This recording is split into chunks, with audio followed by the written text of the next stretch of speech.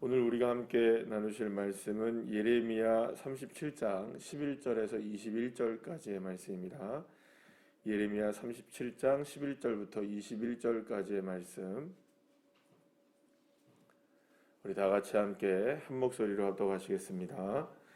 갈대아인의 군대가 바로의 군대를 두려워하여 예루살렘에서 떠나매 예레미야가 베냐민 땅에서 백성 가운데 분깃을 받으려고 예루살렘을 떠나 그리로 가려 하여 베냐민 문에 이른즉 하나냐의 손자요 셀레미야의 아들인 이리야가라 하는 이름하는 문지기의 우두머리가 선지자 예레미야를 붙잡아 이르되 내가 갈대아인에게 항복하려 하는도다. 예레미야가 이르되 거짓이다. 나는 갈대아인에게 항복하려 하지 아니하노라. 이리야가 듣지 아니하고 예레미야를 잡아 고관들에게로 끌어가매 고관들이 노여워하여 예레미야를 때려서 서기관 요나단의 집에 가두었으니 이는 그들이 이 집을 옥으로 삼았음이더라. 예레미야가 뚜껑 씌운 웅덩이에 들어간 지 여러 날 만에 시드기야 왕이 사람을 보내어 그를 이끌어내고 왕궁에서 그에게 비밀이 물어 이르되 여호와께로부터 받은 말씀이 있느냐. 예레미야가 대답하되 있나이다. 또 이르되 왕이 바벨론 왕의 손에 넘겨지리이다. 예레미야가 다시 시드기야 왕에게 이르되 내가 왕에게나 왕의 신하에게나 이 백성에게 무슨 죄를 범하였기에 나를 옥에 가두었나이까. 바벨론의 왕이 와서 왕과 이 땅을 치지 아니하리니라고 예언한 왕의 선지자들이 이제 어디 있나이까. 내 주 왕이여 이제 청하건대 내게 들으시며 나의 탄원을 받으사 나를 서기관 요나단의 집으로 돌려보내지 마옵소서. 내가 거기에서 죽을까 두려워하나이다. 이에 시드기야 왕이 명령하여 예레미야를 감옥들에 두고 떡 만드는 자의 거리에서 매일 떡 한 개씩 그에게 주게 하며 성중에 떡이 떨어질 때까지 이르니라. 예레미야가 감옥들에 머무니라. 아멘. 할렐루야. 애굽의 약진으로 인해서 이제 잠시 동안 바벨론 군대가 철수하게 됩니다. 그렇게 되자 이제 그 시드기야 왕을 비롯하여서 유다 사람들은 이제 곧 그 바벨론의 손에서 완전히 이제 벗어나게 되고 애굽의 힘을 빌어서 우리가 정말 승리할 수 있겠구나라는 기대감을 이렇게 갖게 되죠. 그래서 사실은 그 기대감으로 인하여서 많이 이제 흥분되어 있는 상황입니다. 시드기야 왕도 그렇고 많은 사람들이. 그러면 이 장면만 보게 된다면은 결국 그 지금까지 예레미야가 하나님의 뜻을 전했잖아요. 어떻게 전했습니까? 절대로 애굽의 왕을 의지해서 승리할 수 없고 반드시 누구에게 멸망을 받을 것이다.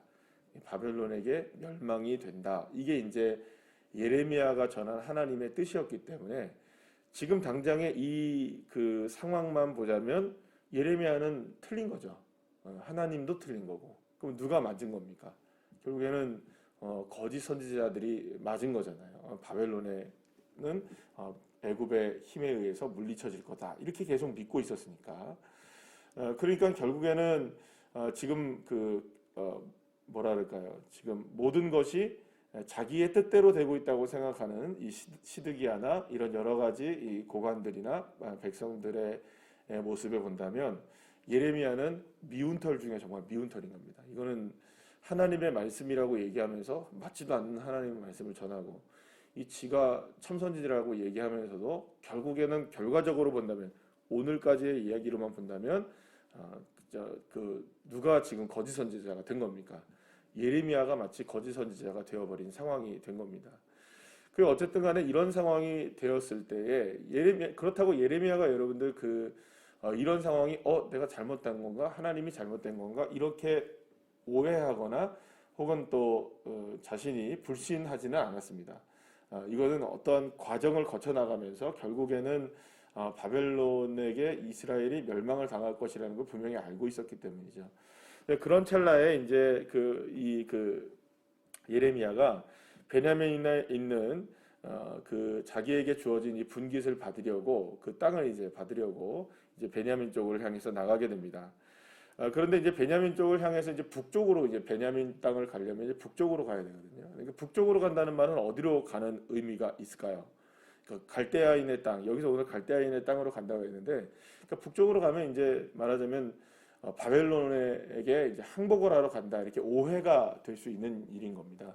그래서 그때 이제 그 예레미야가 이런 이제 오해를 받아가지고 결국 이제 사람들에게 이제 문지기에게 붙잡혀서 요나단이라는 이런 그 서기관의 집에 갇히게 되는 상황이 펼쳐지게 됩니다.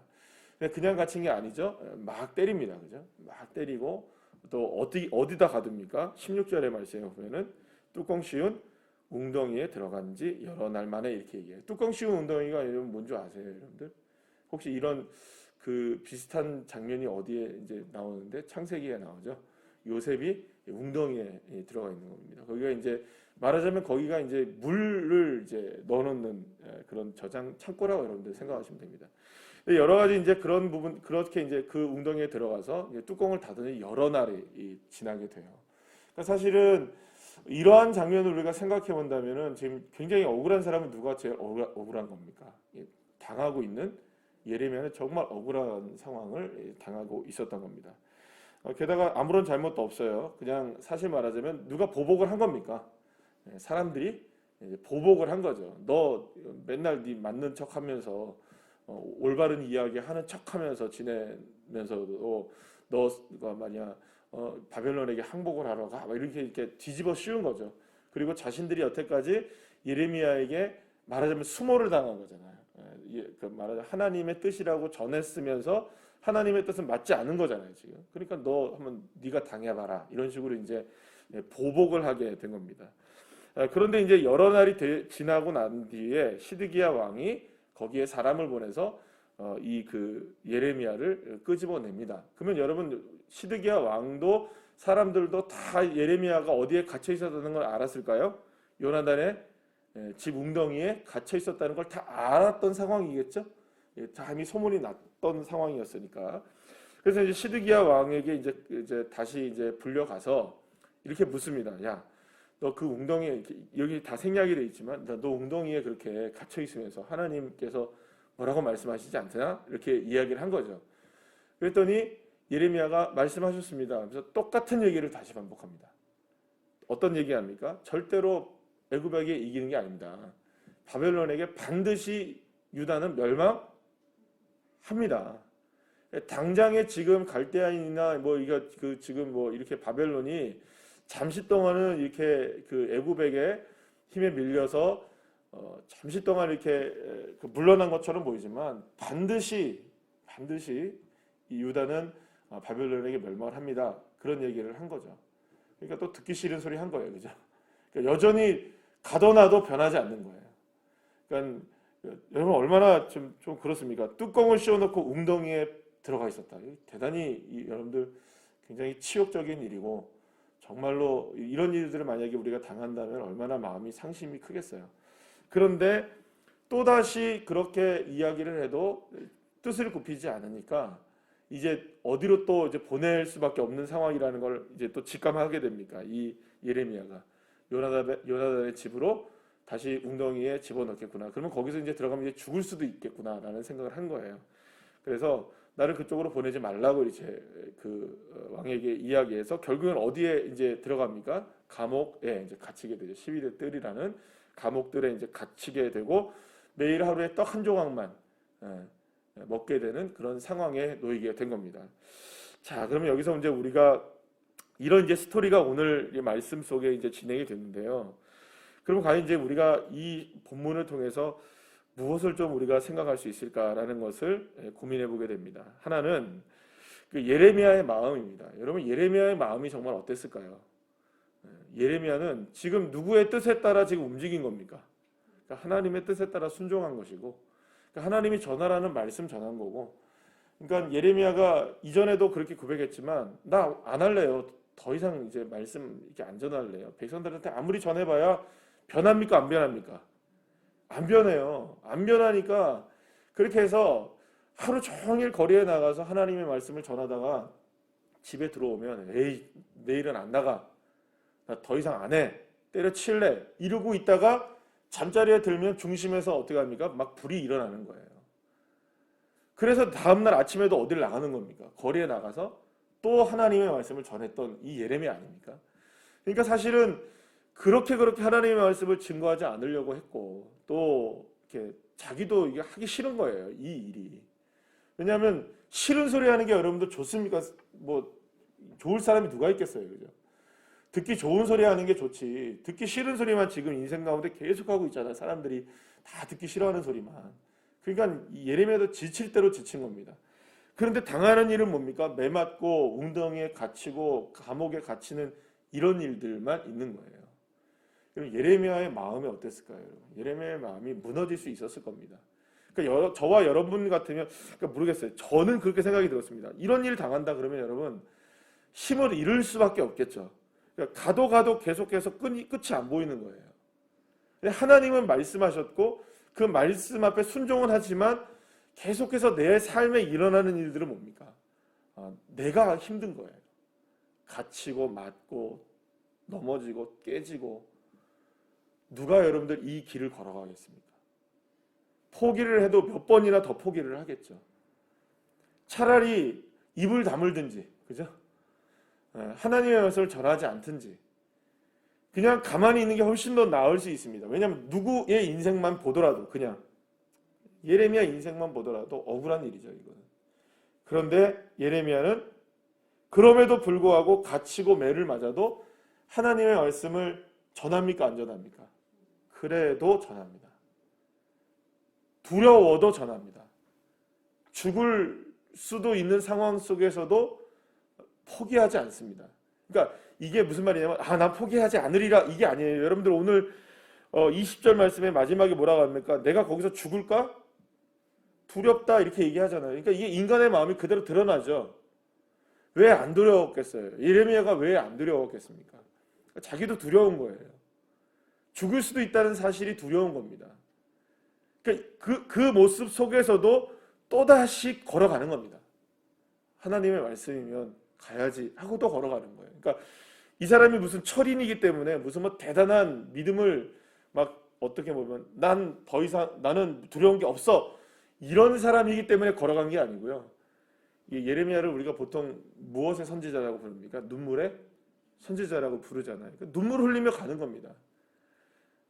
뭐 때로는 무릎이 깨지기도 하고 때로는 아프기도 하고 맞기도 하고 넘어지기도 하고 쓰러지기도 하지만 눈물을 흘리면서도 그래도 그냥 걸어가는 겁니다.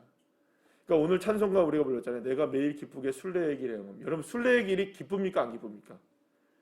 전혀 안 기뻐요. 이게 찬송가 가사 잘못된 가사잖아요. 그죠? 어떻게 순례의 길을 걷는데 어떻게 내가 매일 기쁘게 걸어갑니까? 안 기뻐요. 여러분 순례의 길 걸어가는 사람이 어떻게 기뻐요? 좁은 길을 걸어가는데 누가 기뻐요, 여러분? 기뻐서 걸어가는 게 아닙니다. 우리의 감정으로는 기쁘지 않죠. 우리의 삶으로는 기쁘지 않습니다. 그러나 그 순간에도 넘어지고 깨어지고 막 매를 맞고 갇히기도 하고 하루에 떡 하나밖에 못 먹는 그런 상황이 펼쳐져도 즐거울 수 있는 이유, 즐겁다기보다는 딱 한 가지의 이유 때문인 겁니다. 그 길을 걸어가게 하시는 분이 누구신 겁니까? 하나님이시라면 내가 그래도 순종해야지라는 믿음이죠. 그분이 걸어가게 하신다면. 사랑하는 여러분, 그래서 사실은 믿음으로 걸어가는 길이 때로는 눈물의 길입니다. 쉽지 않은 길이죠.